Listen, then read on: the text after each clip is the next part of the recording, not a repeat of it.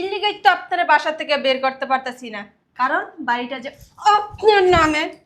দেখছেন বুড়ি কয় মরে মরে খুদেরারি সারে না, সে 13 মিনিটে ভালোই জানে কেমনে করতে হয়। তোমরা যেমন বদমাশ, তোমরা বদমাশ না করতে বলা বুঝো না।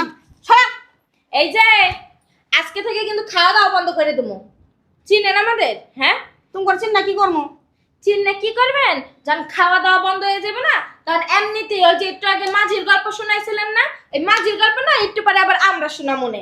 যখন এই খাওয়া দাওয়া না দেবো তখন ওই মাঝির মতো আমাকেও পাওয়া ধরবে না, বৌমা একটু খাওয়ান দাও, বৌমা একটু খাওয়ান দাও, তখন টার পাইবেন। তুমি খাওয়া লাগো না তো, আমার খানা আমি লয়ে খাইতে পারবো। কইতে ও নিবেন বাবা, এই সবাই একদম ভাত তরকারি তালা মেরে রাখবি, ফ্রিজে তালা মেরে রাখবি। খায় সেইটাও তো দেখবো, বুঝেন নাই?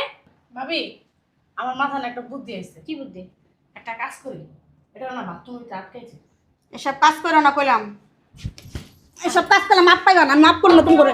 আপনি মাফ করেন কেডা? মা দুয়ে দুয়ে পানি খাও।